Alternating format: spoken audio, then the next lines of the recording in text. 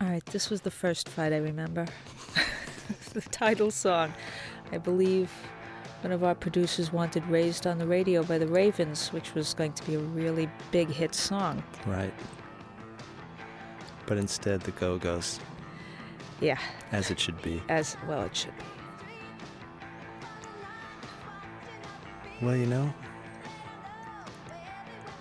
I have to say that it was Amy who said when she read the book and the script of Fast Times that we should consolidate the action in the mall and that the mall should be the centerpiece of the movie. And I have to say thank you, Amy. You're welcome, Cameron. Actually, I'm an agoraphobic. I don't like going outside. So the idea of like a bunch of fast food places on a strip outside and fresh air was frightening to me. And I was just waiting for malls to be invented. And so I could be on the outside and the inside. By the way, how did you feel when they closed the Sherman Oaks Galleria? Did they close the Sherman Oaks They're Galleria? closing it. Why? I think its time has passed. Get out. Isn't that sad? That's way sad. Do you remember these old video games, though? I do. Asteroids? Ah, yes, there's Sean. Moment of silence as we regard The Jordache jeans. the Jordache jeans. Well, you saw like a ton of people for this, right? Didn't you see? I have to tell you, I found an old casting sheet in my garage, and I actually saw my agent, and he came in to read as one of for Brad. Wow, amazing. But you saw like all of those people that ended up doing the Hughes movies and other stuff. We saw Ali Sheedy. Do you remember her? Yep. And Meg Tilly and who was the Karate Kid? But we couldn't afford him because we didn't have enough money. Ralph Macchio. Ralph Macchio. Matthew Broderick. Matthew. Did we see Matthew Broderick? I seem to remember that. There's that guy from the stereo store. Don't you think he looks like Richard Gere? Did you see his cute little butt? Okay, you guys, let's talk about that fox that just walked in. We already were. I'm gonna go over there, okay, and change the shakers. Cool out. That's Stacy. Well, this was Jennifer Jason Leigh worked at this actual Perry's Pizza before we did the movie, right? Yes. She was a method actress. And she actually got herself a job there. Hey, Ray, is Dolly Parton giving you a percentage of the profit?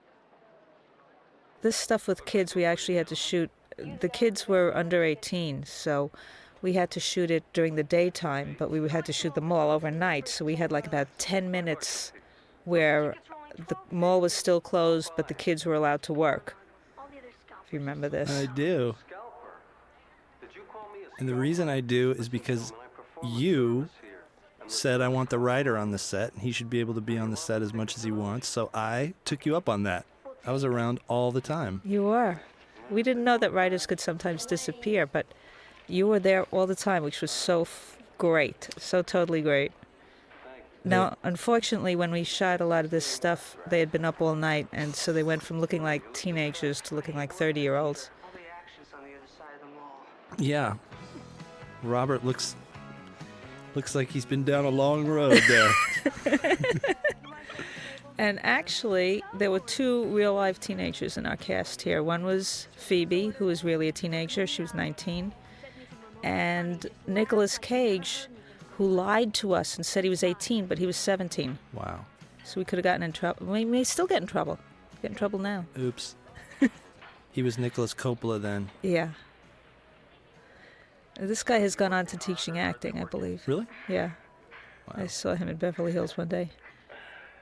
You look like you could still be in high school. Yeah, no, everybody says that. Now I remember standing, watching this scene getting filmed and thinking, they may arrest us when this movie comes out. They may actually not be ready for this kind of, straight ahead sexual behavior. We were just got in ever so slightly before the whole Reagan backlashy. Although we were sort of had a problem with the nudity because we implied that the characters were under 18 even though they weren't, and that was a big issue. Well, I remember they sent a memo. Some unsigned memo came from the higher ups at Universal, and it hit the producer Art Linson's desk early on and said, do not film this movie. It will bring us all down. The entire studio will be over if you make this film about kids doing these things. That having been said, welcome the entrance of Mr. Jeff Spicoli. Yay. Hey! You guys had shirts on when you came in here. Something happened to him, man. And just for the record, I'd like to point out that he's wearing half a wig. That was like his Taps hair on the top and a wig on the bottom. And fake braces and red in his eyes to sting his eyes, just because Sean needs to feel the pain of being a surfer. Linda, did I show you this? He gave me his card. I could still smell the small. Yeah. Maybe we should get a frame for this. You know, Sean based that character on somebody he knew in school who hung out at the beach. I never met that guy. It would have been great to have met him. I can't. But my whole thing making the movie was I wanted to hear him say, "You dick." Because I thought that's the key to everything. And he would not do it. Waiting for you're 15 years He did say you dick, didn't he? He said it when it was time to film. no huge thing. But we'd go out for pizza afterwards, and, I would just try and catch him in a moment of weakness and say, "Come on, just say dick. I don't even need the you." He wouldn't do it. Until it mattered.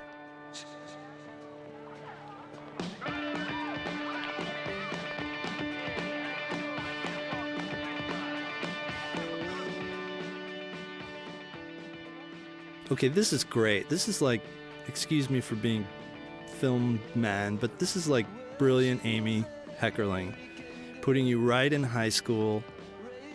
It's just all of a sudden we're seeing it's kids from a kid's point of view as opposed to your mom and dad's vision of being a kid. I just think this is brilliant stuff.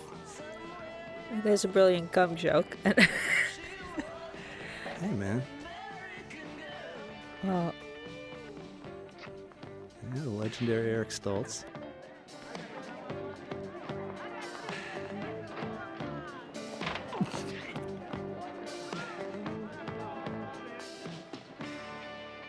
now this is where I got totally confused. Like, what kind of car should Brad have? Because coming from the Bronx, it was just beyond me that people that were teenagers could afford cars and know how to drive them. How did you pick this car? I don't know. I thought he should have a big hunk of junk. I think this was, you and Carrie Fraser kept saying he should have a really sherry car, and I didn't know what you meant by sherry. But The cruising vessel. the cruising vessel, yeah, that it was like an old car, but it was a cool car. It's great. Oh, yeah. Here comes a famous director. Actually, this is one of my favorite showbiz stories was when we first met Forrest, and he just had to have this one line, which was coming up. I said, we can't have a guy read just don't fuck with it. So I said, just read a monologue if you know any. And he read something from Streamers, and he was brilliant. So we just said, okay, you got the part. And I looked out the window later, and he was skipping to his car. Oh, man. It was so cool. It was like he was just so happy. It was his first time reading for a movie, and he got it, and he was so happy. And that's just like the most fun when you just are able to like say to somebody that really wants to do something, you're doing it. Yeah. I love that. Wow. So great. You want to work at All American Burger? Yeah, well, I can probably get you in there. Just let me talk to Dennis He- Taylor. He slammed his line, you gotta say. Forrest drove that line home. He did it. Okay.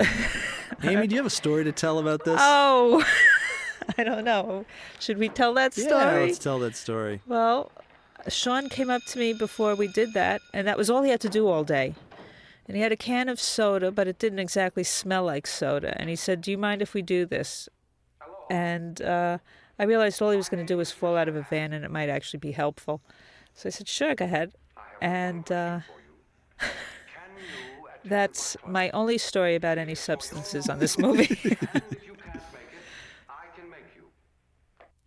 I read interviews with some of these guys that say, yeah, we were partying making this movie. And I always feel like, We missed it. Alice in Wonderland or something. Where was I? Yeah. Well, now, I remember being crouched behind the camera, courtesy of you, waiting for Sean to come in this room, and all I'm doing is waiting for him to say, "You dick." I'm like shaking right now. I want to hear it so bad. I didn't know that line meant so much to you. I think it's coming up. Just like you wouldn't want me to come to your house some evening and discuss U.S. history on your time, understand? Now, you originally wanted Fred Gwynn, didn't you, for the part of Mr. Hand? And he didn't want to do the script because there was too much nasty stuff? Wow, I forgot all about that. But as it was in the book, he was a big, heavy guy. Yeah. Sort of like the Hawaii Five-0 character. Right.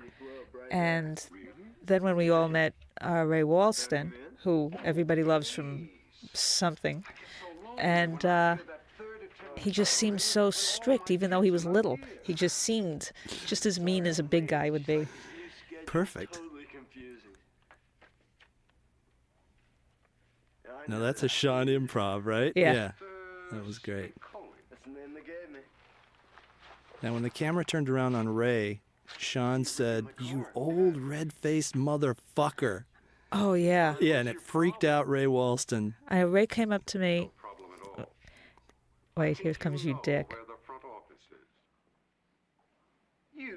Still makes my heart race. Ray Look at that look as he looks away. It's so great. Ray Walston came up to me and said, "You tell that young man that is not appropriate." Well, because all the extras were like, on TV shows and stuff, and they were kind of bored with everything. And then Sean was smart enough to know that it'd be great to get a reaction. Yeah. So he just went for off it. on it. Well, he believed that off camera he should really piss off Ray, and Ray was like, you do it as written, young man. Yeah. So we had two different acting schools going on. Well, I've now come to be Ray Walston myself. But, no. Improv is good.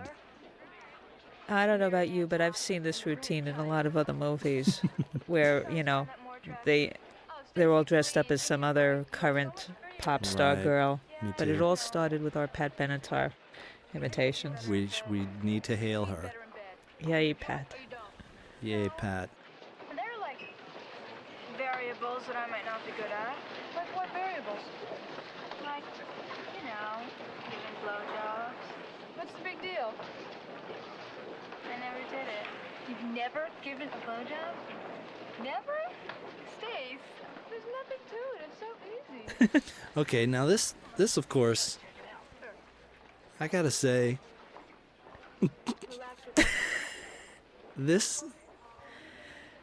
I'm sort of still amazed that we were able to film this. Well, actually, Art didn't think I did a good job. He was like mad. He was like, you should have made this sexy. You should have seen lips with like big carrots like going in and out and in and out. And he really wanted me to go for the whole. I just thought it was kind of matter of fact for these girls. It's fantastic. And it's so real. Which was the point of the book and what you were a real cop about on the movie. Well, the whole thing was like fast times. It's like too fast. They're too young for all of this. They have to look like little kids. Right. Real, because all the teenagers on TV looked like 40. Yeah, and Grease, where they were 40. Yeah. And it had to look like it was all beyond them. Like they were children experiencing all this stuff too fast. That's great. Here it's really disgusting. Do you know what they do? Have you heard? What? Well, the bodies are dissected. Mr. Vargas pulls out parts of the dead body and holds them up, okay? You mean he reaches in and pulls this stuff out? What, like stomach and tumors or something? We had fun with Vargas. Yeah, baby. You just photograph him and you crack up. Look, I'm a little slow today. I just switched to Sanka, so have a heart. Now, did you feel like Jennifer was? How do you feel about that performance as it was going? Because it's so important to the movie. Well, there was really no backup to Jennifer. I mean, Jennifer was the only person that looked young enough to pull all this off. Every other actress that came in, even though they were wonderful, like Ali Sheedy, you remember, and Meg Tilly, they were wonderful actresses, but they seemed taller, bigger, like they could handle everything. She seemed like a tiny little girl, and everything happening, getting pregnant or drugs or whatever, would just be too much for her. So there was Jennifer. That's what we... And I don't know how you felt, but I thought that there was a sort of like a down quality about her. Yeah. And I was always hoping to sort of perk her up a little more, and as everybody else was. And that kind of colored who we used for Brad, because I had a feeling that the whole Jennifer story with her brother would be really too sad if we had two down people. Right. And the person we were seriously considering, you remember, was Nicolas Cage. Right. And I was just afraid that the two of them together would be very down for the whole middle part of the film. Right. And so we wanted something a little brighter, a little more of a pickup, which would be more of the flavor of Judge Reinhold. So smart. And I remember there was, you had to fight a little bit for that because there were people that thought he might be actually the one that looked a little old. He was the oldest looking one. He wasn't the oldest character in the movie, I don't think. He was actually, him and Brian were about the same age. It totally worked, though. Yeah, although looking back, don't you feel like people go, oh, how come you didn't use Nicolas Cage as the lead? I mean, he was right there. And we kind of were playing with that for a long time. Yeah. So sometimes it's just like how chemistry mixes rather than who you think is the best or the worst or whatever, you know? I'm not sure that Nick Cage, as a guy, was ready to go out there. Maybe from the experience of being on this movie, he went and did Valley Girl, but he was sort of a shy kid at the outskirts. He was the one that I don't think everybody hung with as much. He was a baby. He was younger than everybody. And if you remember, he made up some very weird improvs because he saw that Bobby Romanus and Sean Penn were doing all these improvs, and he kind of like, me too, I'm going to. And he'd come up with these crazy remarks, and it was like... He was just so young and earnest. Wow.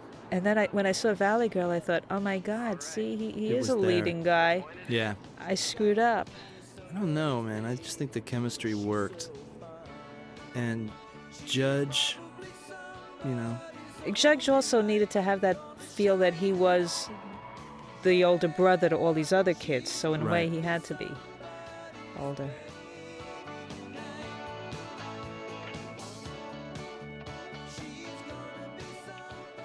This was the last day of shooting, and it was actually raining.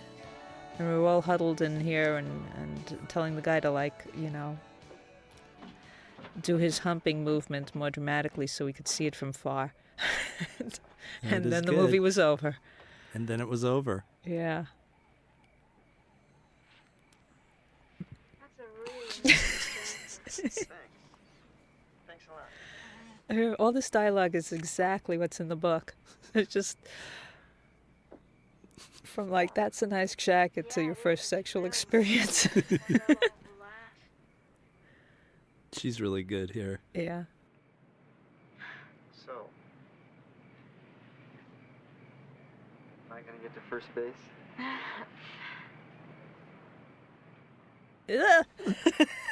I got one word, softcore. Okay? You know what? I mean, the feeling was like, Are you really 19? we didn't want to make this romantic and glamorized sex. Right. It was supposed to be like bare light bulb, harsh shadows. It's cold. It's, you know, muted colors. Sorry we put the triumphant reprise of Somebody's Baby over it. Well, we had to put that song in again. Now this is like major. Now when you're shooting this, are you just thinking I'm showing it the way it really is? They're gonna lynch us. What are you thinking? You know, it's funny because I was trying to make sex seem like scary and uncomfortable. Right. And the shot of the light, so it's what she sees and not the idealized version. It's you so see cool. Graffiti. Well, the graffiti that was in the book. It was like that was the thing that she was reading, Surf Nazis, as she was losing her virginity. So we were on the same wavelength. Yeah, but you wrote it. Well, I got lucky. Well, we both agreed. This is good. Yeah. Well, it's powerful. That starts to really send a message, I think, if you're watching that movie, that these people are not doing a nostalgia piece or something. No, this is not like, the Summertime in Smoke, and, Yeah. it's like, it's the valley, and it's your virginity, and there it goes. Right. Oh. So, They used to say nobody will come see a movie about young people unless you have it appeal to adults, too. And they were saying, like, can't you get some adult characters and have nostalgia in here so it'll be like American Graffiti? Ew. And that was our whole battle, I remember, is to convince the studio that young people would actually show up if they had a movie about them.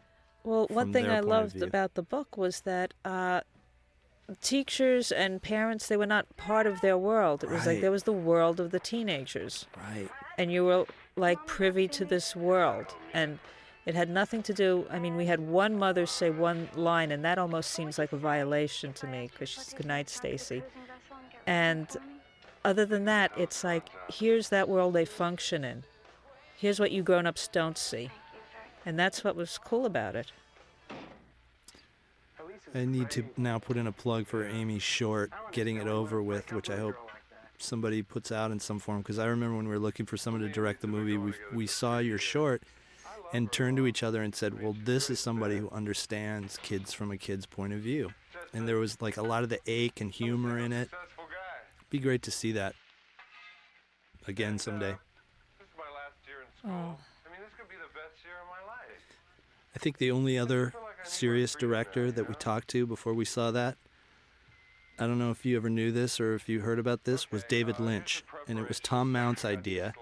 And he said, this guy is really good, and I think we should offer him our movie. So we sent the script to David Lynch, who read it in about a day or two and said, well, this is funny, not really my material. And of course, he saw his future laid out before him even then. And then we saw Getting It Over With. That's funny, because I love David Lynch's movie, Eraserhead.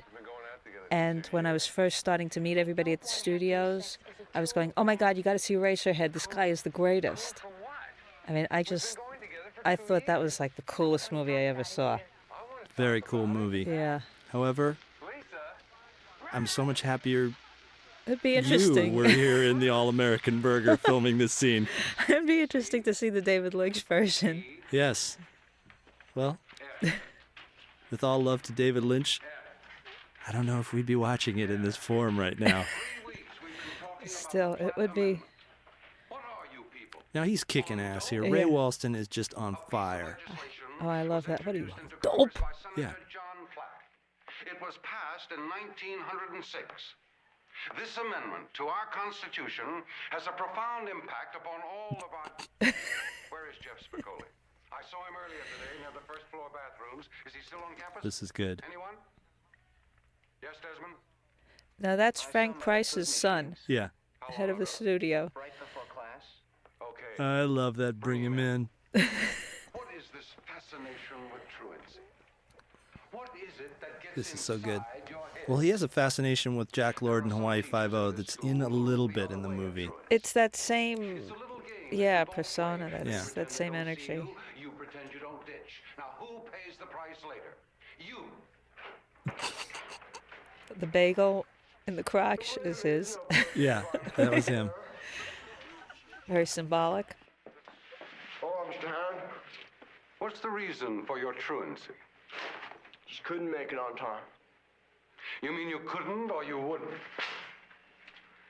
It was like a full crowd sitting at the food lines. Food will be eaten on your time. Why are you continuously late for this class, Mr. Spicoli? Why do you shamelessly waste my time like this?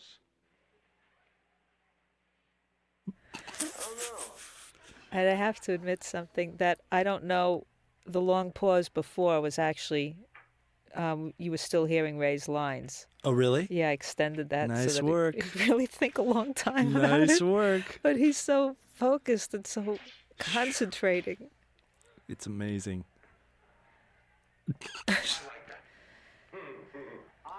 Well, I remember when Art first told me about this movie, he was just going on and on. It's like there's this character, his name's Spicoli, and he calls everything his biction, and he's like, and he's a surfer, and he was just so excited about, like, it was, you have to do this movie because there's this one character.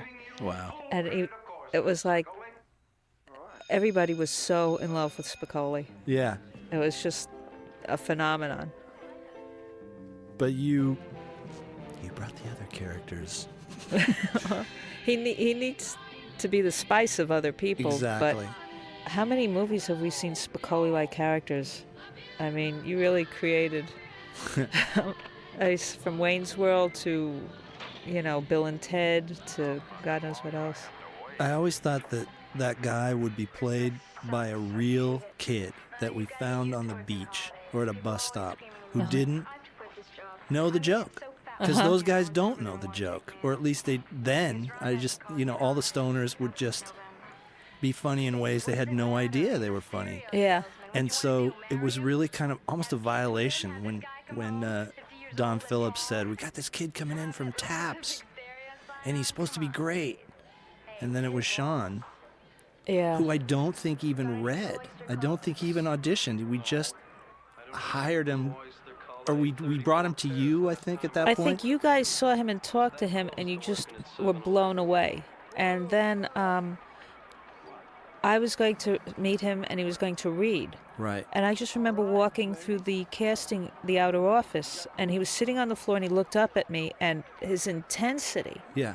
And it wasn't like, oh, my God, he's like a stoner character or anything. It was just like the intensity of Sean Penn. Wow. And it was like, wow. Yeah. And you don't know, it's like, and my impression is like, okay, whatever that is, that's in the movie. Right. And so I said, well, there's a lot of people that can be stoners. Would you want to read for Brad? And he said, no, I'm only reading for Spicoli. It was like, right, he I remember knew that. what he wanted to do, and that was it. That was his part. And he read, and if you remember, it wasn't like he blew us away with the reading. That's right. He wasn't Jeff right. yet. In fact, Eric Stoltz, I'd have to say, gave a better reading. But we just all knew he was Sean, and he was amazing. It was like it was a no-brainer. I also remember that he told us, I'll bring it.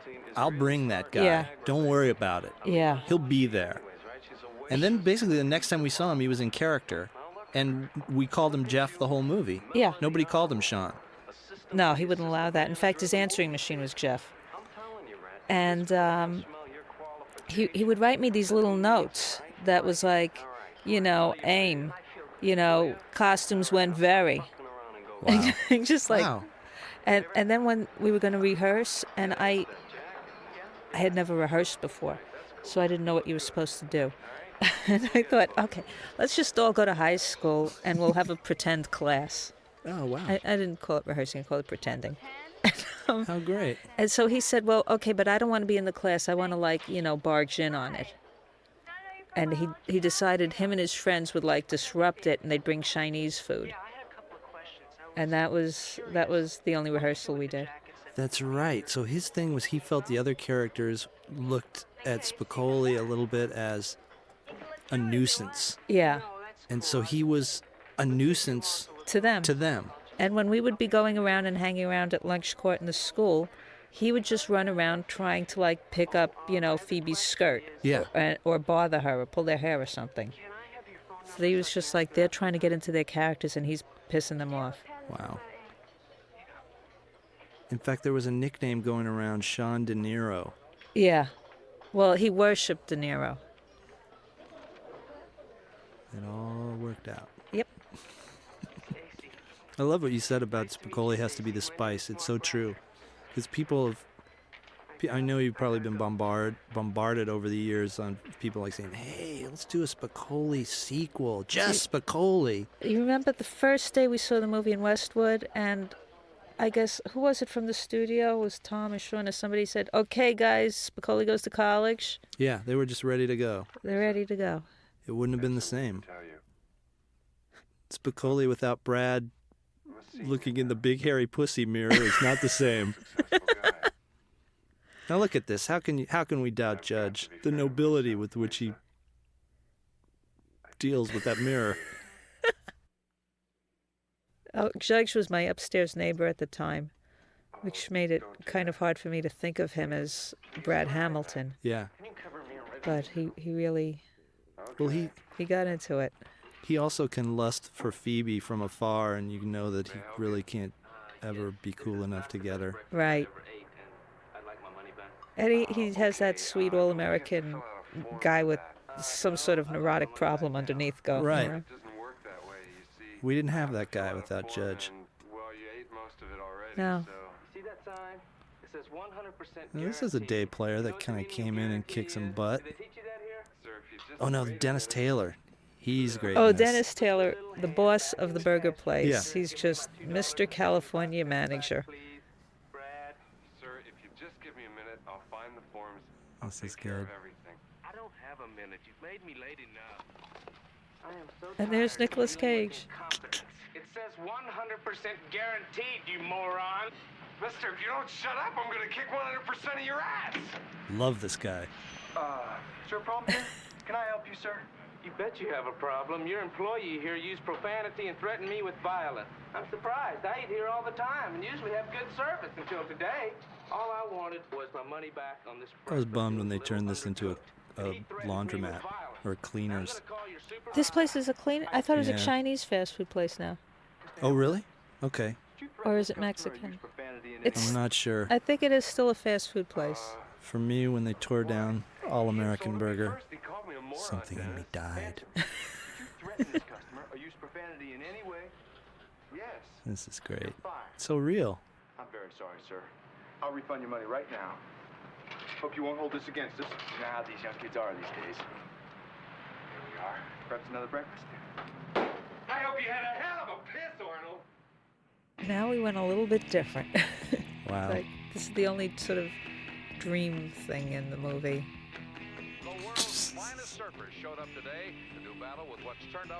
And we didn't shoot this. This is footage that we bought. Now, in the book, it's a fantasy he has about being on the Johnny Carson show. Johnny Carson passed. Tom Snyder then got the offer. I managed to talk to Tom Snyder on the phone on the day he was leaving the Tomorrow Show, and he was depressed and said, "I'm going to go get drunk now, but thanks for thinking of me." Oh my God. And it went to Stu Nahan. But then you wrote this whole scene to go with it, which was Yeah. really great. And Sean it was one of those days when he was really happy because all he had to do was like stand between all these breasts. Right. And we dug a little bit of a hole where he's standing so that his head would be more on a level with them. Now he's reading cue cards here. Because you told me let's have it so that he's gonna party with the waves. Uh-huh. So we were working on it to the very last minute, getting that whole sense of he's gonna party with the waves and all that, which is so great. And then, we had to put it on cue cards for him, and there was something about what he did that day. It just felt like, whoa, this is really good.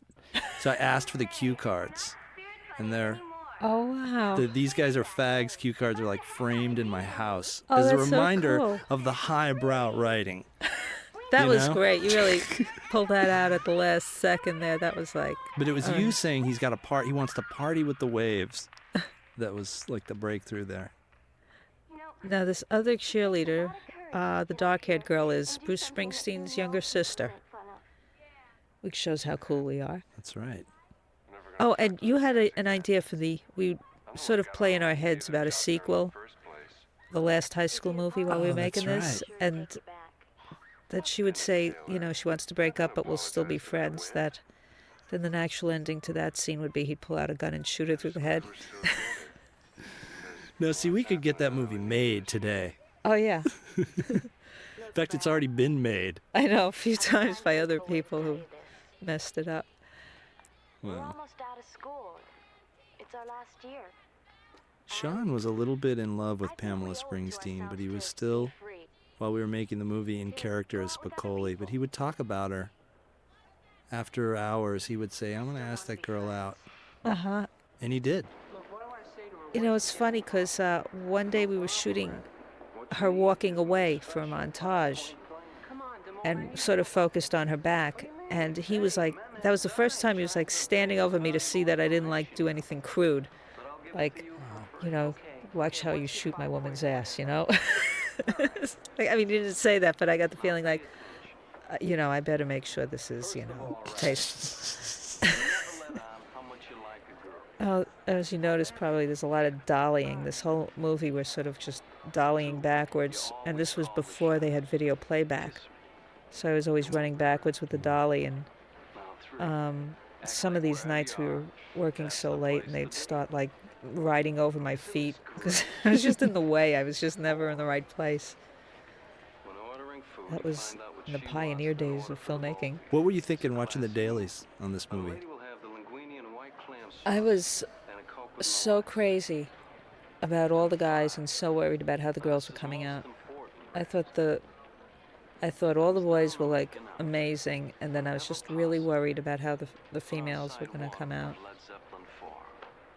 Here's Led Zeppelin. Okay. Now, let me just say,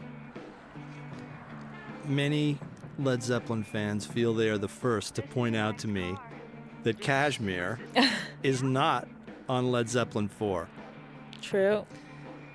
Through a publishing snafu of some kind, we were unable to get any music from Led Zeppelin 4. But because I had written about Led Zeppelin for Rolling Stone and been one of the few journalists who just shamelessly loved them, they let us have their music, but they couldn't give us what we wanted, which was something from Led Zeppelin 4. So they offered Kashmir, and my feeling was, let's totally go for Kashmir. And, you know, the Rat just didn't have it together. He put on physical graffiti instead of Led Zeppelin 4. Well, I think Kashmir actually works in the scene better because it's so ominous. It's so like, oh my God, I'm on a date, doo-doo-doo, doo-doo-doo. Yeah. And I have to say that nobody does get Led Zeppelin. And, you know, it is because of your relationship with them, because I've tried and tried and tried to get Led Zeppelin songs, and they always come back with, like, nobody gets Led Zeppelin. And then I go, but I got them before! And they go, no, nobody gets Led Zeppelin. I really am happy we have Elvis Costello in this movie. I remember we were loving Elvis. You, an early, incredible Elvis fan. There he is. Love that. But yeah, it is good to take the opportunity to say, we knew what we were doing when we put Kashmir in that scene. Yeah. Didn't we, Amy? We wanted that all along. That's right. We had hoped that they were paying attention so much so that they would hassle us about this supposed error for 10-odd years. I'm really kind of busy, Rat. Look, just do me this one favor. I swear I won't ask you for anything again in this. Do you remember what this restaurant was? I think I know it. It's like a big German restaurant, I think, in the valley. Very woodsy looking and, you know,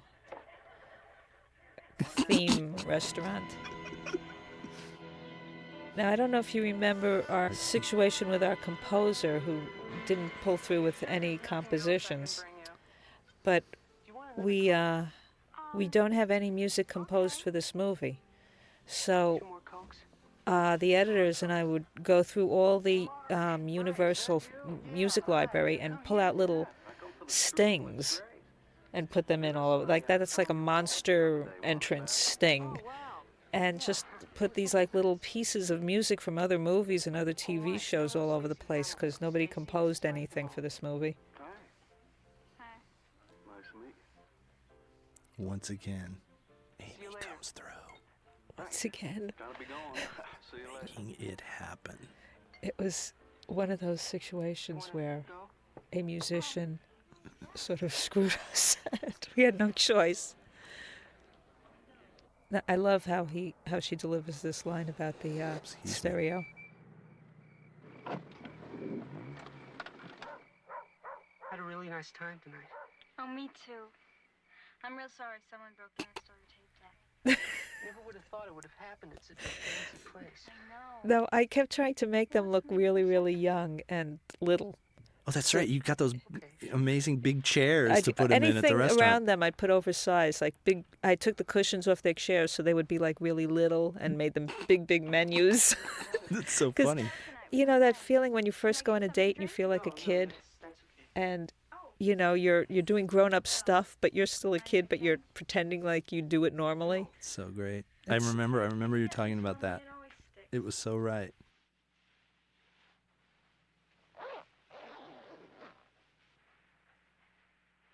Now, in our sequel, he would just faint. Yeah.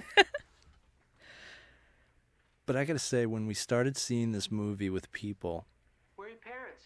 they started to flip out right about this point. And they were either cackling at the rat or so nervous for him that you didn't hear a thing. And there was this feeling building. I remember watching this with an audience.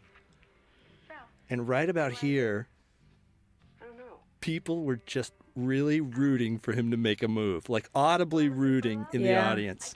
But then they were violently angry with him for not Right. just jumping on her. And I know that when Brian saw it in the movie theaters, people were cursing at him and yelling at him, and he was like sort of covering himself up like, I hope they don't see it's me here. It's like, but they're all screaming, you wussy, you know, just completely. And my cat Julio, and they're dead now. Remember him, Mr. Deegan? I love that shot of the shoes. Oh, it's so good. He must have had 500 of those. Oh, he was terrible. No, I think it was one. This gives me a stomach ache even now. Now, if you remember, the this poor studio guy. hated this. They were like, no, you can't do this. This is too sweet. It's wrong. It's like it should be sexy, and he should wind up awkwardly twisted up with her. And so I was sick, and Art did a reshoot. And do you remember this? Yes. Where they like, I don't even remember what happened. They were making out and some sort of physical comedy, but it just was really awkward and kind of, I tried cutting it, and then I just said, oh, please, guys, I don't want to use this. Good for you. It wanted to be this. And this shot's amazing. When this he is leaves. where everybody gets mad at him and I know. screams at him. I know. Someone had to lean over to me and say, well, it just means that they're into the movie. Because, of course, they're howling, pussy! That's what you do when you're in a movie. That's good, right? That's good. It's good that they're calling him a pussy. Yeah. Mark Ratner doesn't like me. But that's like, it's so funny to watch this now because that, once again, the sex scenes being handled the way that you handled them is everything. It's everything because it makes it utterly real. And that's what wasn't happening then in movies about a younger group of people. Well, I think that's why we couldn't get into any grown-ups. It would have just really made it all so corny. Yeah. Yeah, well, if that's true, you better find somebody else fast. I don't even know if they were watching our dailies. No, because they were doing Best Little Whorehouse in Texas, and that was big stars, big money, big problems, and we were just sort of flying under the radar. Yeah. Now, I love this little guy. Yeah. Spicoli? He calls him Spicoli. Okay, we got to give that to Sean, right? People on Lude should not drive was his improv. Oh, it's yours? Yeah. Well, it's my personal philosophy, but... You know, this is like the Holy Grail. I now discover that People on Lude should not drive was Amy's. Well, and I love when it rains and they play that as a sound blip on the radio. God, I've been giving Sean credit for that. Well, believe me, Sean gets credit for a lot. He's just amazing. Now, Amy, how do you feel about these big stunts here? Oh, you this got was a stunt going. I know, and I'm a girl, and I failed the driver's test 5 times, so cars totally scare me. But this is the kind of thing where, like, everything's planned out. The stunt guys come with their little Matchbox cars, and it's all storyboarded, and then it's when you really have nothing to do. It's like you sit back, and then it gets accomplished, or not. But they pulled this off. They made this look great. It's good. Now, was the full set of tools yours? I love that. He's got the full set of tools. Don't remember. My brother's gonna kill us. He's gonna kill us. He's gonna kill you, and he's gonna kill me. He's gonna kill us. Hey, man, just be glad I had fast reflexes. I love that. My brother's gonna shit. Make up your mind, dude. Is he gonna shit or is he gonna kill us? First he's gonna shit, then he's gonna kill us. Relax. All right? My old man is a television repairman. I think that was Sean's. Really? Yeah, I think it was just I Can Fix It. Can't fix this car, Spicoli. My dad's a television repairman, I Can Fix It. Yeah. That's great. All right, here comes Pam's butt. And that was like, okay, please don't be mad at me, Sean. Hilarious.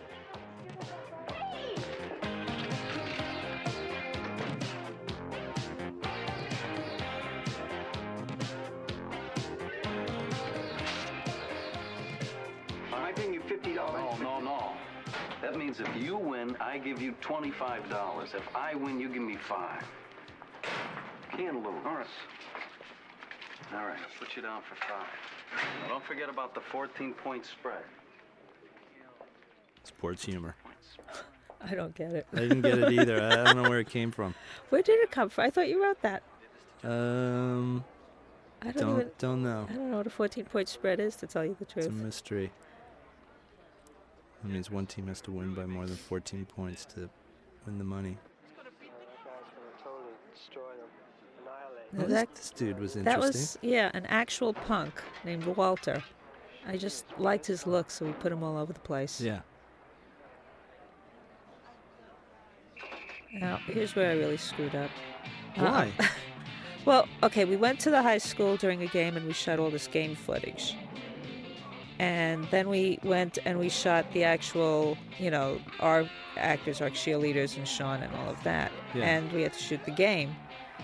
And I didn't have any of this, like, heavy-duty, body-crunching stunts and the close-ups of Forrest, making animal noises. That's not me. And the studio pulled me in and they said, you don't know about football. And I go, no, I don't. And so they planned a reshoot and got the stunt guys and Art and everybody all together, and they added a lot of this footage. And flying through the air. Flying and... Although I do love that guy by the sidelines, the blonde guy with the crew cut that goes... Oh, that guy was one of the high school kids. Oh, really? That's from the high school footage. But all these stunts were... And all the growling close-ups. Mm-hmm. It was like, oh, I don't know. It's not my forte. And yet, kind of works.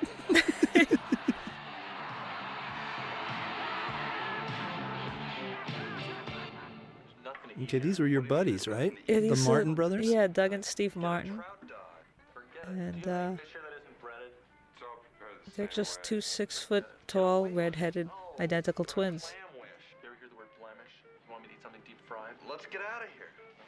And they got a big laugh just on sight. Thank you. Come again. It was a little lesson. I love his outfit. The pirate outfits. Our costume designer, Marilyn. She did great stuff for all the fast food things. That was fun. That was great. Okay, I guess we need to talk about this. Well, that's Phoebe. She's a hottie. Wasn't this day 2? Didn't you film this on the second day? Oh, yeah. Actually, I had the flu that day. They gave me some antibiotics, and then they made me completely burn. It's like the highlight of their day. Look, maybe we ought to call first. I don't know about dropping... It was a closed set. Oh, the sex scene coming Isn't that up. coming? Yeah. Yeah. Phoebe was very afraid people were watching. Oh, from the other houses. That's right. Yeah, from the roofs in the other houses. Do you always climax with that? Yes. I think so. He's no high school boy. Hey, come over to help you with your math homework. Figured you could use That hat was your idea, wasn't it? On the rat. Yeah, just to make him look goofier looking. Love that. Actually, it makes him look like, an old Jewish uncle. Now there was just a skeleton crew, really, for all this, and there were people kind of standing at bay in that neighborhood. I believe like an older couple had this house, not having any idea what was going to happen in this house. They let us use it, right? Yeah, and as I recall, it had like metallic flower wallpaper before we did it over. And the sun, as you can see, is going in and out and in and out, with, the DP and the script woman going insane. And yet nobody cares. Phoebe on that diving board. Sun or no sun, she's hot. She's hot. And this outfit, you can't go wrong. You can't go wrong. It's just Mark and Mike from school. He's so sad here. Hi, Brad. She's trying not to crack up. So good.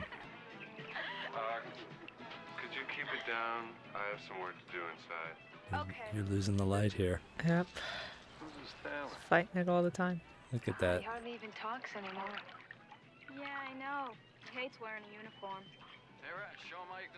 Generally, any guy I talk to for the next number of years would say, "Hey, you did Fast Times? Tell me about Phoebe." It's funny because when you'd walk around with Judge Reinhold after the movie came out, people would just make the sort of, masturbation hand movements like, "Hey, we know who you are." Like, recognize you from your jerk-off scene.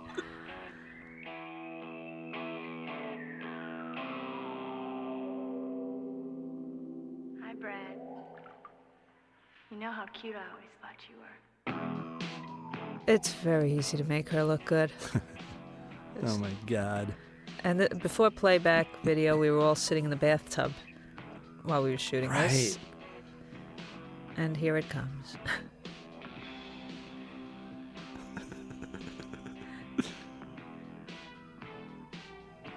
Now, when Judge was shooting this, he brought a giant dildo with him. So in the scene where she opens the door, he turned around with this giant dildo, and she fell backwards against the wall. She screamed and flew across the room. Stacy? Unbelievable. I've got water in my ears. I don't know. Check in the house. There's this shot. Oh, wait just a minute. The look on her face when she comes in. Judge slams it. That actually might have been the reaction from when he was holding the big dildo on, because that face of hers was just so like... Yeah. But remember we had a hard time thinking of like what he should say afterwards? Yeah. Like, how do you end something like that? Doesn't anybody fucking knock anymore?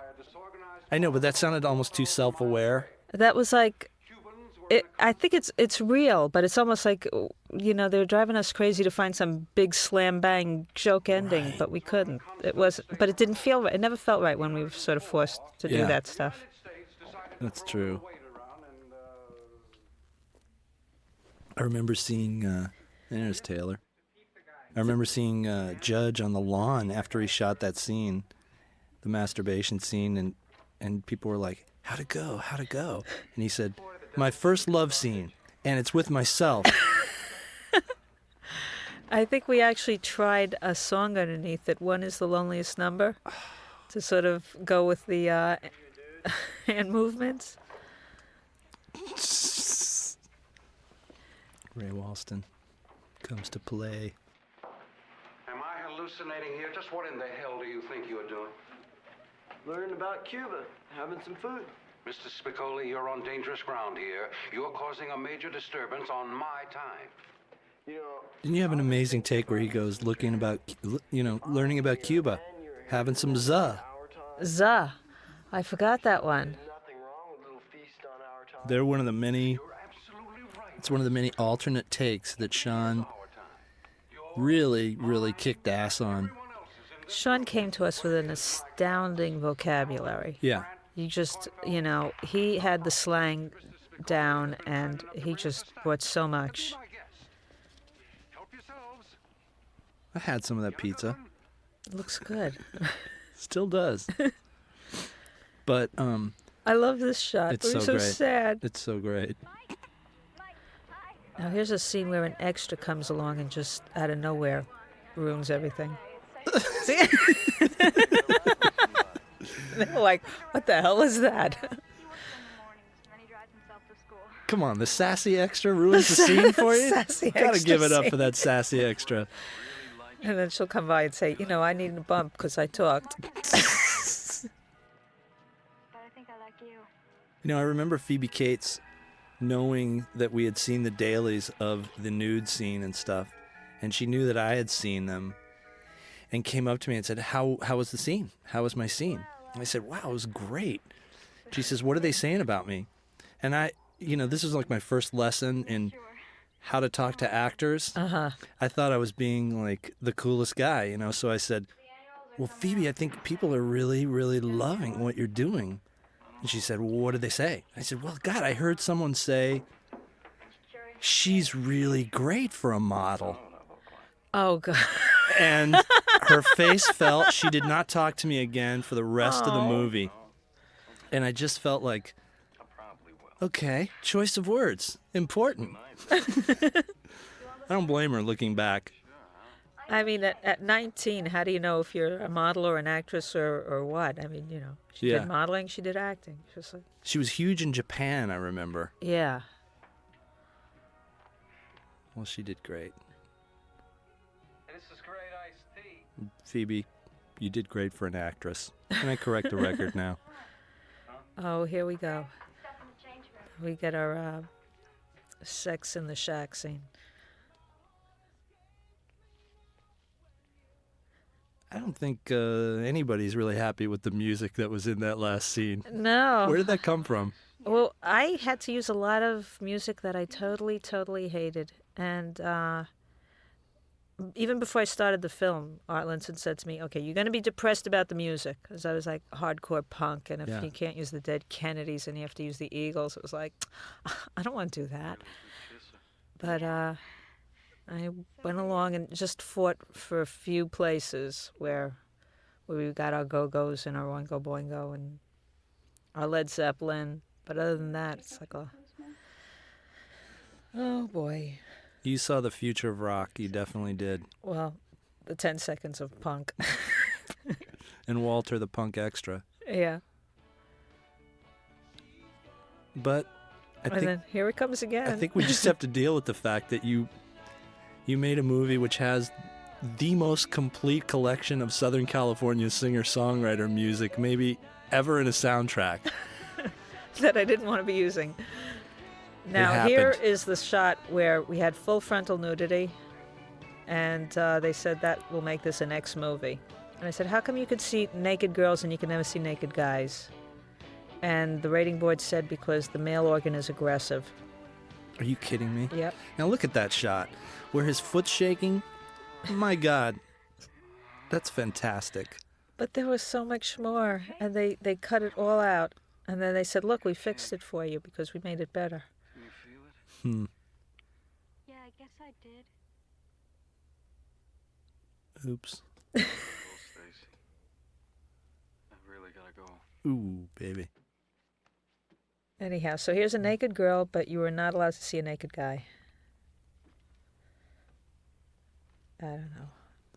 I was upset. Verna Fields said, I'll go to Washington and fight for you. But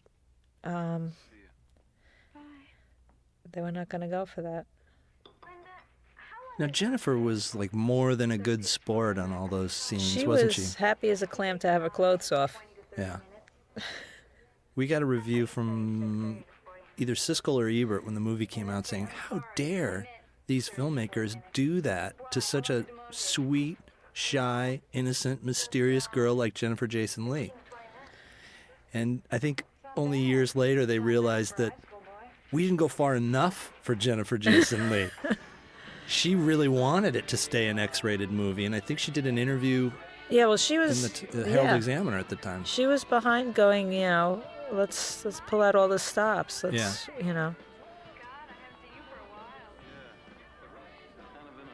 Now, that was the song they wanted me to use for the opening, Raised on the Radio.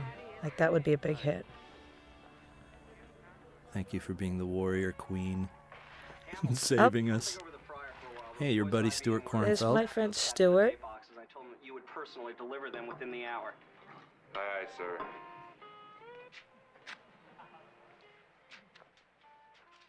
I love that outfit.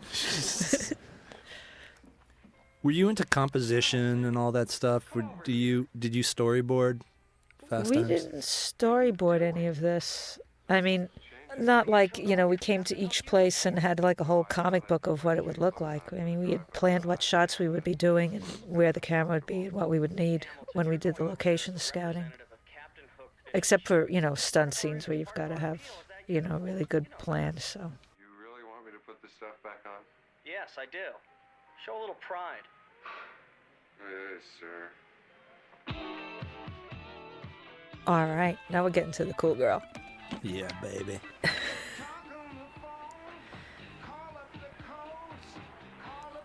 Judge. I think, well, let's just say it. Nancy Wilson is about to make her appearance. Yep.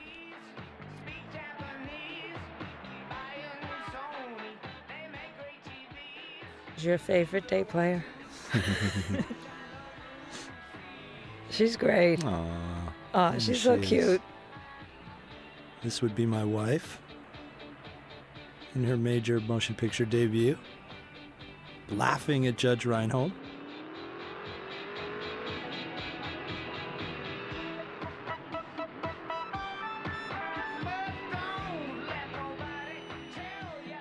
She had so much fun shooting that shot with you that she zipped by, picked me up, and we drove around the block, and I just remember all these guys with walkie-talkies yelling and screaming and chasing us into the street saying, "You don't take a show car out of the blah, blah, blah." But she was giddy. Oh, she did great. That was fun. Kid stuff. How about the tunes? I want you to want me. Oh, here's where the movie takes a serious turn. Mama's all right, your dad is all right, but just seem a little bit weird. Surrender. Can I talk to you for a sec? Well, now, Stacy, I'm doing business. Call me tonight, all right? No, I gotta talk to you now. Okay? Don't go away. Look at me. I hope this is important, because I could be blowing a big deal. Mike, I just... This, the movie is different from the book. The movie is sort of a fictional adaptation of the book. And the ticket scalper, in fact, did some different things in real life. But basically, Amy came and kind of took the experience of the book and consolidated it in really beautiful ways. And there are little changes, but nothing that really rocks the foundation of what the book was. Like, in real life, it was the rat that ordered that pizza, and it was delivered through the window in a science class, I believe. But for the movie, it felt more like that was Spicoli's move. And I think it was correct. I mean, it was one of those things where you go, that is such a cool thing. That's a thing that Spicoli has to do. Right. Because it's irreverent and it's like, just devil may care. And there was so many good characters and good characteristics of all these people in the book that, a guy selling tickets and having his own private holidays to go with different rock stars and being so enamored of music, and also the guy that's getting the girl and the guy that thinks he knows everything about women. Yeah. Those were all such good things that we tried to put as much of them together in places where it would make sense. You really added the detail, which I didn't really see in a lot of movies about young people, a little bit of it in Over the Edge, which was a real kind of influence for me, just in wanting to make a movie like this. I really loved Over the Edge, and I don't think enough people have really seen that movie. It's Matt Dillon's first movie. But Amy, you brought details, like in the scene with Romanus here, where it's people who I owe money to. There's just a ledger that he keeps, and then the detail shot of Pete Townsend in his bloody hand and Elvis. It's like one of my favorite things in the movie, just that the movie takes time to show you that room and the people who are kind of looking in on his dilemma. But that was a lot of that is you and me, because we, when we went through the last draft of the script, we were putting in a lot of our own high school experiences. Wow. And I mean, the characters in the book was like all this material, like this enormous amount of great stuff, and then we sort of molded them and added everything we liked from ourselves, from other characters, from everything. All right. That's good. I remember doing the research for the book. I was really struck at how everybody had jobs in the 3 years that I'd been out of high school, or I think maybe it was longer, 4 years or something. I'd noticed that everybody had jobs now, and there was this quest to get the money for records, clothes, and all that stuff, and it changed all their lives. Stacy, I can't let you go unless you have a ride home. Oh. Well, when they, actually the head of the studio one day pulled me in a week before we started shooting and saying, we can't make this movie. We got a letter from a stockholder saying, this movie's not going to make any money, and how could you have these first-time people making a movie, and what are you thinking? And we've all seen, like, these, California kids in their hot tubs and all of that, and it's like enough. And he said, tell me why you think we should make this at all.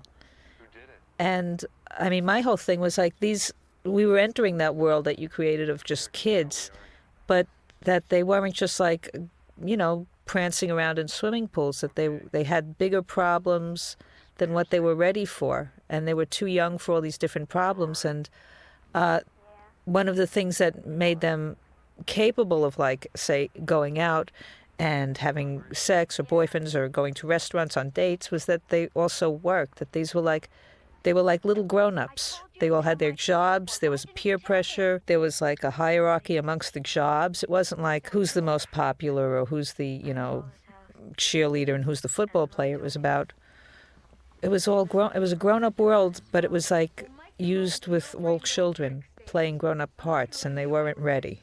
And they were getting pregnant, and they were like getting fired, and they were having grown-up problems, but they were babies. Stacy, he's not a guy. He's a little prick. It really comes across looking at it now, for sure.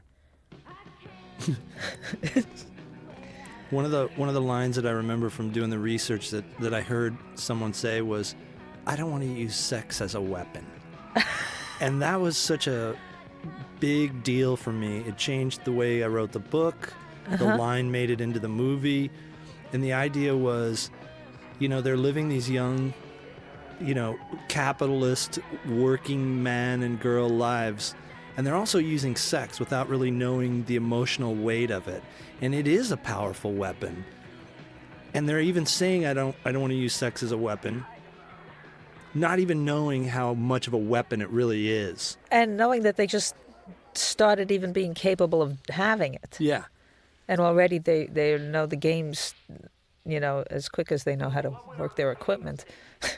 It's cool. It's cool to see that it all survived.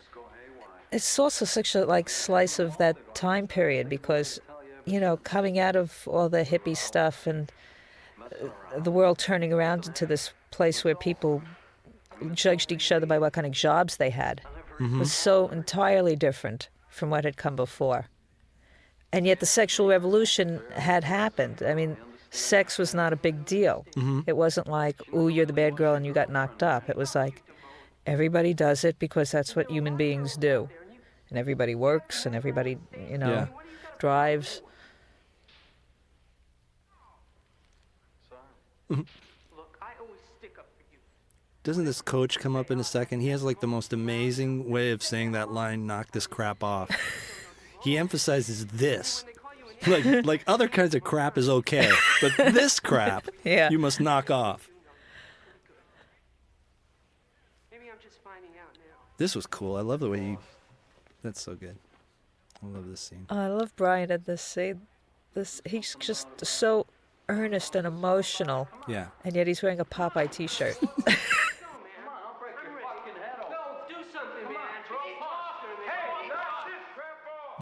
You're right. I forgot about that. This crap. Do that other crap.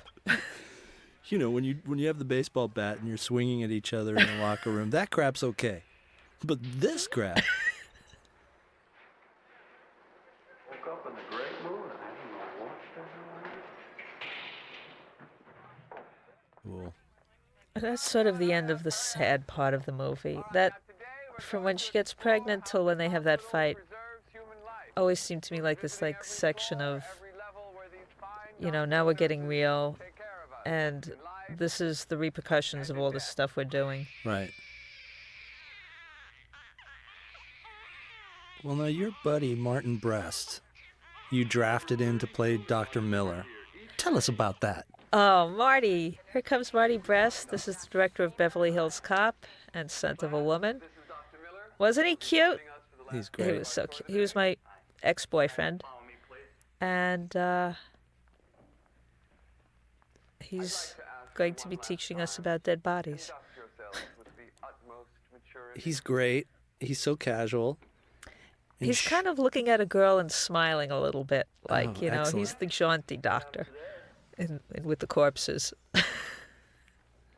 I just have to say that Sean's take on the heart? On the heart, when the heart's pulled out, is so amazing. And he did 10 different ones in a row. Do you remember that? Amazing. It was the funniest thing I'd ever seen. We kept the camera rolling, and I just had somebody kept lifting the heart up into frame, and every time he'd say something different. And he did gnarly, awesome, tubular, buku hot, fiction. He just went through. I can't imagine how many adjectives he came up with. It was the funniest thing I'd ever seen. It's just like one of those things where you just wish you could make people watch the dailies. I know. Every one of them was just the funniest thing. And I asked the guys when they were doing this if they could find that piece of footage, and they said that Universal threw all that footage out in 1985. Here it comes.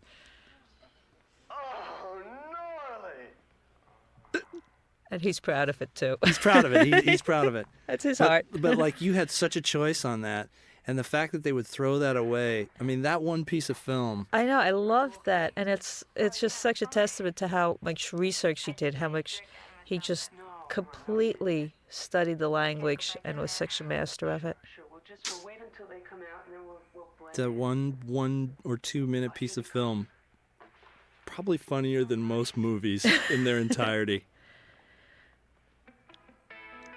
All right, props to Sean again. Hancock Memorial Hospital? Well, Hancock. God, I'm just picking up the nuances now.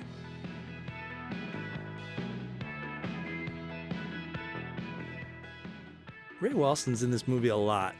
He's so adorable. He's good. Didn't he ride a bike every day?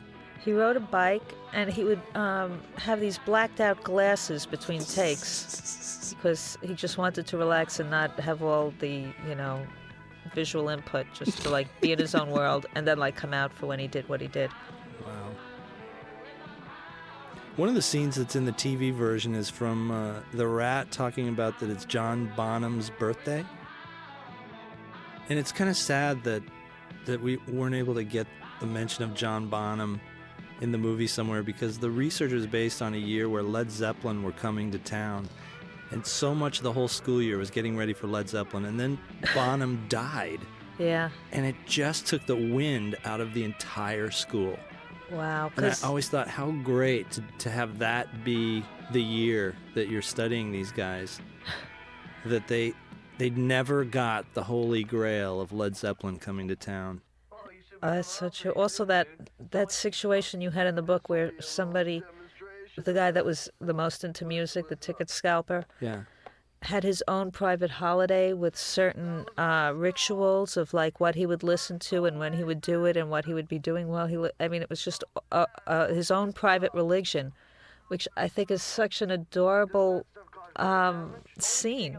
I mean, it's cool. Yeah. Sean.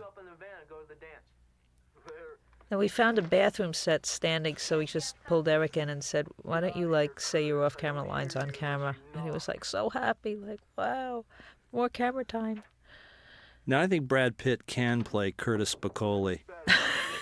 I think he was born to play Curtis Spicoli. He probably would have been the right age then. Yeah. Were you going somewhere tonight, Jeff? A man struggling with the legacy of his brother, Jeff. Now my parents were dying to come to the set. And Amy, you had invited them and all that, which was really cool. The one day that they could make it was this day. Oh, we were just in a little piece of wood on the stage. And Sean was not a fan of having people on the stage that weren't part of our world. And I snuck him in, completely out of his eye range. Uh-huh. And after this scene, he came out to me and he said, "Somebody's here, right?" And I said, "Yeah, my parents, but you couldn't see him." And he goes, "I felt them." Whoa. That is so Sean. Do you remember? Then, of course, he met my parents and was charming with them. But yeah, to me, it was like, my brother, I felt them. Wow. Now, when we were doing this dance scene, Sean had a bit of a problem with some of the extras. In fact, I think they were going to beat him up, and the ADs had to pull them off of him. Oh, wow. And here's my ex-husband. Reeves Nevo and the Cinch. Oh, my God. That would be David Resnick on guitar. Wow, you do remember these guys. And they learned a couple different songs. You just can't escape the Eagles in this movie, can you, Amy? No, you can't. This is like eagles flying all over this picture.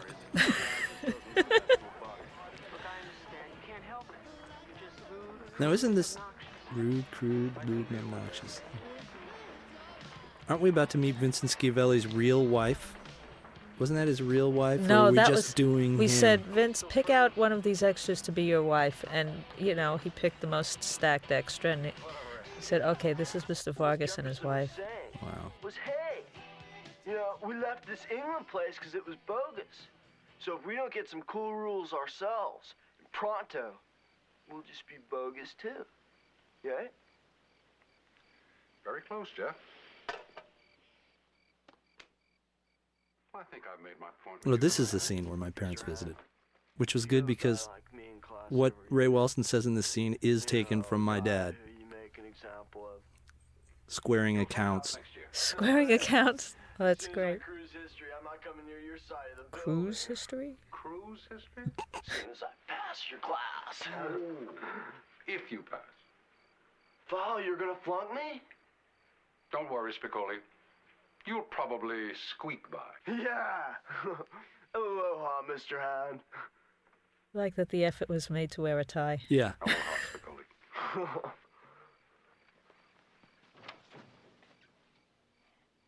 Giving you that take before he leaves. Yep.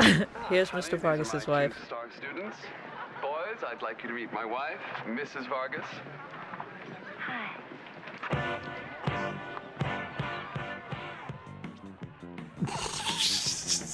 There's Forrest doing his dance. Amy, not afraid of showing a real parking lot during a dance. Yeah, baby. Can't always get that smoke right. You never know when it's going to dissipate or suffocate your actors. No, this is you. This was such a good idea. She breaks down and sort of recovers. But if you ask me, Doug, you're the one being childish. She pulled that off really well. She did. Now, on this day, John Landis came down to the set because the studio was feeling like I had screwed up. And they said, she's supposed to be making a comedy. Find out what's going on. And John came and was watching.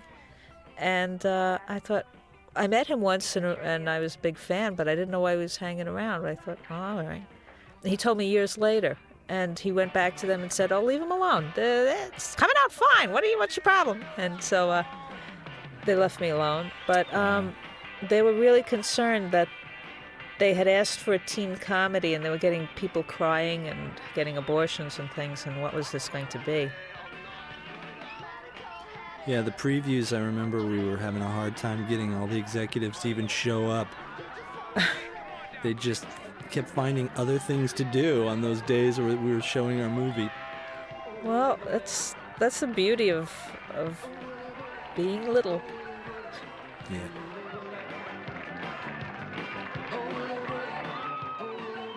I love that shot where he's just doing the drumming. What's his mouth doing there? He's like a little clock, you know? Like, that's right, he's a ticking clock. Yeah.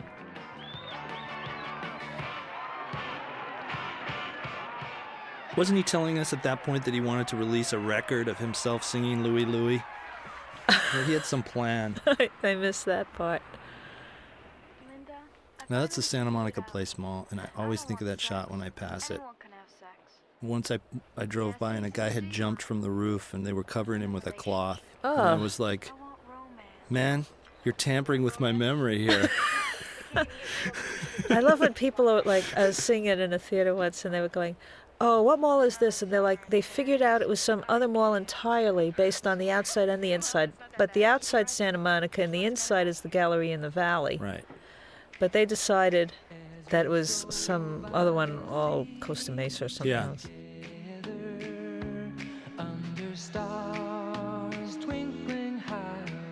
Again, not your favorite music cue, Amy. No, not my favorite. Well, sadly, if we move quickly, we can change it. What would we put there? Oh, now?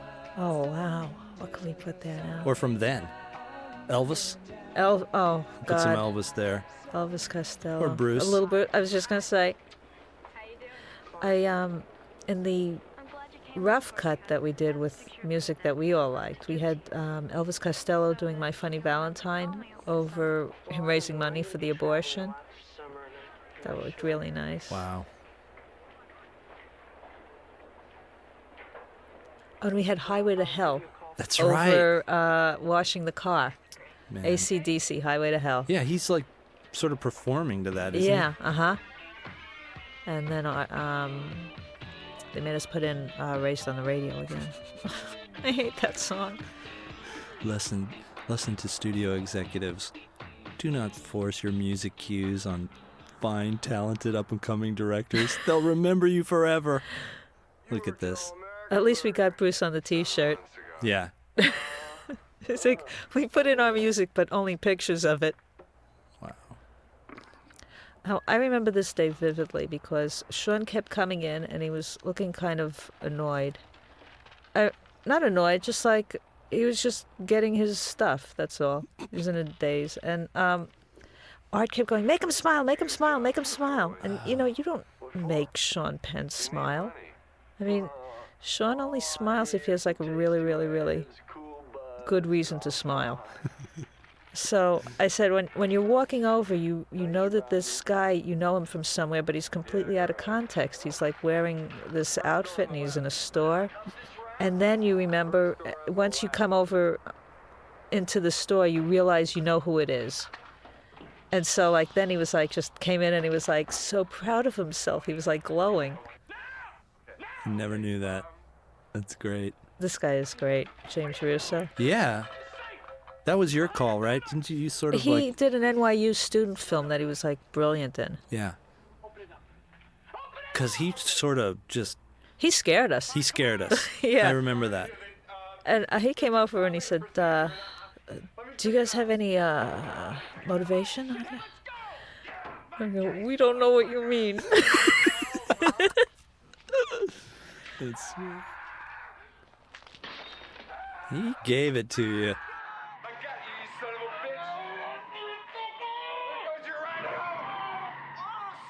All right,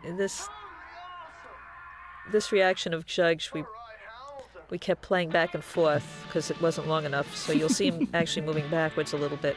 See?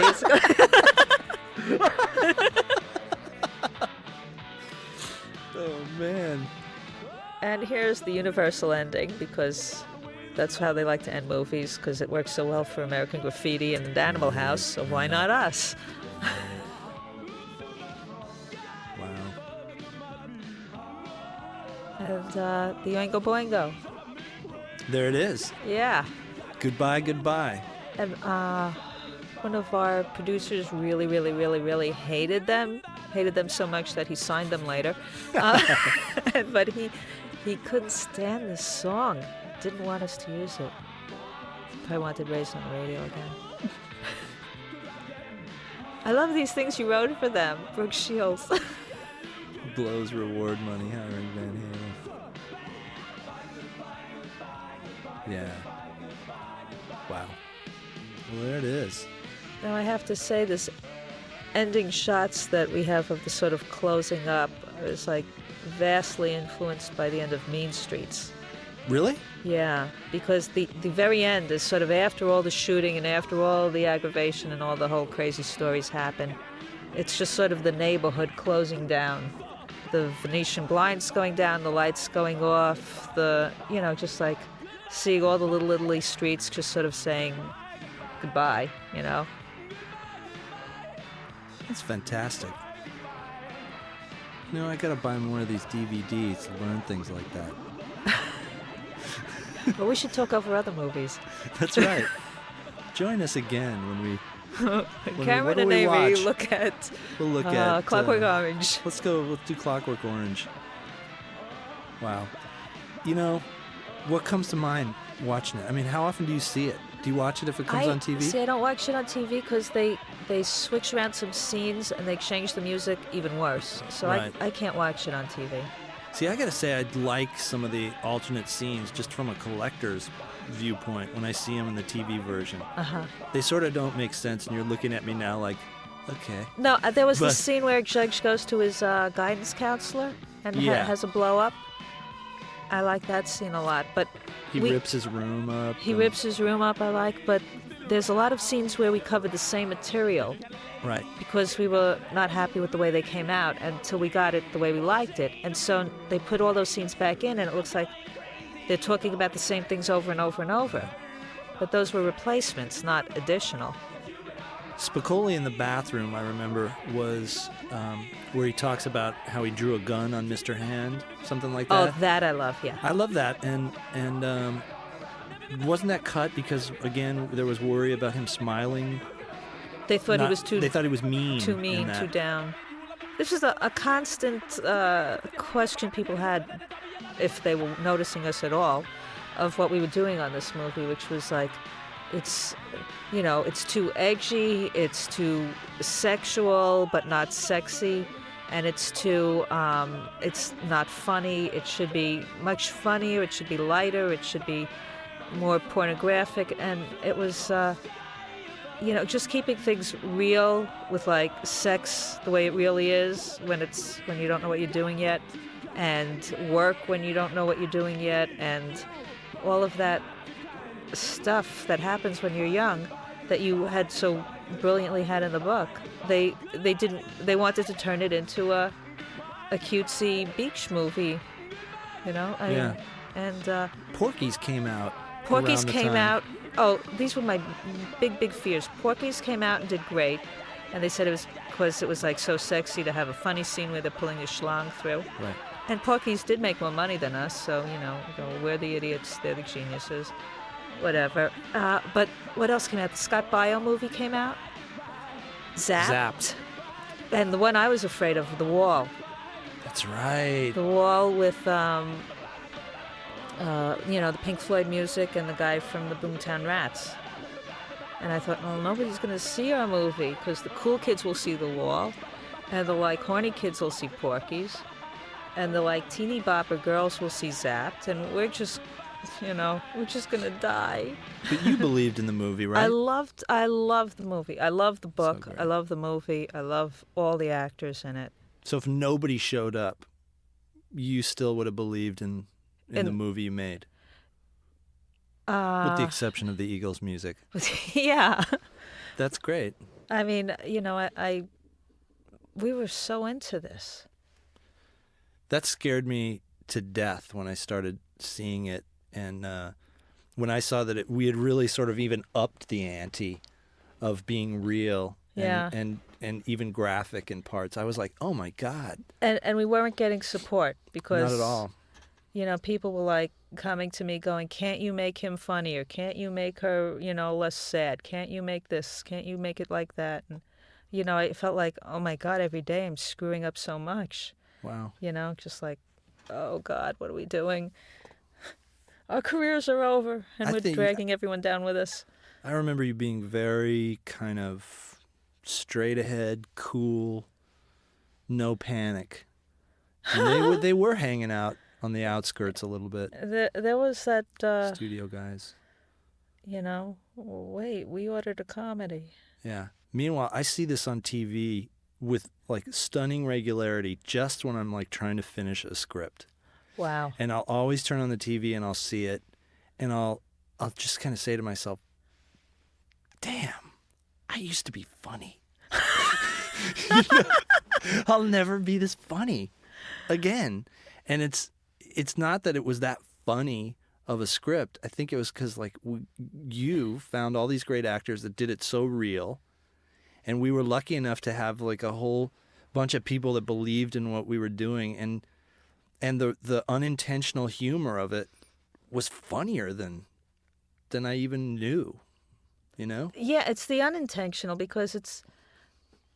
I think this movie would be funnier, and I felt this when we were making it, to a grown-up, because they would be watching these young people act like they think they're mature, and yet to a grown-up they would be, it would seem silly and cute and funny. I mean, when I used to go to high school, these guys would come in every morning and they'd see each other and they'd shake hands, like, hey Sal, hey Vince, and they were shaking hands, and I'm thinking, you're kids, you're in school, why are you shaking hands? And yet to them, they were manxious, they were seeing each other, they were saying hello. And that's that attitude that everybody in the movie had, all the actors, of like, hey, I'm the assistant manager of the movie theater, and I'm the hottest, I work in the best fast food place that has the burgers that are grilled, not fried. And, yeah. That attitude of like, this is real, we count. Man. Lucky we got there. There was definitely a feeling of we're getting away with something, which was wonderful, Thank goodness maybe they did sort of leave us alone and look down their nose at us a little bit. I'm actually kind of glad that they had bigger fish to fry, that we weren't given a bigger budget and that we didn't have any giant stars to accommodate, because we had a sense of freedom that, I don't know about you, but I've rarely had so much freedom before, except to think that I kept thinking I'm screwing it up and everybody thinks we're doing this wrong all the time. But other than that, we were still doing it. And the one thing that they were crazy about was, of course, was Sean Penn. And so there's a little bit of Spicoli mania. And one day Sean dropped by at the mall while we were shooting at the mall, and he wasn't supposed to be in any of the scenes, but they just got so excited he was there that they were quickly, go write something for him, go write a scene right now, and go find a place where you could shoot it right now. And it had nothing to do with what we were doing or what the movie was about or if he should be in that scene or why he would even show up at the mall, because that was not his domain. And I remember they had you going crazy trying to find things out of thin air, to like find one of those great Sean scenes that you can write. Just write one right now. And I was in the trailer with Sean, and I was really insecure about the whole thing because we just couldn't do this out of nothing. And Sean was very adamant because he said, I would rather have people leave the movie wanting more of me than to do a lot more of similar repetitive stuff. Wow. So he knew even then about pacing that character in the movie. He knew what he was doing, and he knew that he was a sort of a, not comedy relief, but he was a spice, he was something different, and that everybody else had this working class attitude, and that he was the one person that was sort of free, and that there should not be too much of that. That he only would work in a balance with everybody else. Yeah, and that's sort of, it really comes across now when you see it, because like after a certain number of years where everybody had this idea about, yeah, let's do a Spicoli movie, or why can't Sean just put that wig back on one more time? You know, what you see now is that it really was everybody. It was all those characters. It was Stacy and Brad as much as Sean. And he stands out in relief to all of that. Yeah. Because there are so many movies that have Spicoli-ish type of characters. Yeah. And you follow them through their slackery days, and you know, it's you could sort of enter that world in the better ones, or you know, be amused at the funny ones, but it never really captures, I think, what you captured in the writing of this. Well, thanks. I think you know, reminiscing now, and it's fun. You know, we never called him Sean. Mm-hmm. It was weird that we had this actor named Sean Penn, but to us he was Jeff Spicoli. And I remember after he had finished the movie, he came onto the set and he had lacquered a couple pairs of Vans that said, "Thank you, Sean." And he went around to a bunch of us and introduced himself and said, "Hi, I'm Sean." And we're like, "Hi, Sean. Bring back that fun surfer guy, man. Who is this serious guy wearing wingtips and a little blazer jacket, you know?" But he was introducing himself by his own name, and we said, you know, "Where's the surfer?" And he said, "Up on the screen, that's where he lives." Wow. Because people would say to me, "What was it like working with Sean Penn?" And I go, "I don't know. I worked with Jeff." Yeah. You know, I don't, you know, people tell you Sean Penn stories, and you go, "Well, I don't know that Sean Penn. I know this one we just saw with the long hair and that smile." I remember that guy. Yeah. And every now and then you're watching some other movie and there's like a glimmer, like in Dead Man Walking, you get a glimmer. Yeah. And you go, "Oh my God." It's like, don't kill Spicoli. He lives on. Yep. Okay. Well, this was really fun. Next week we'll do Zapped with Scott Baio. Yeah. Stay tuned. Goodbye, everybody in Fast Times Land. Goodbye, goodbye, goodbye, goodbye, goodbye, goodbye, goodbye.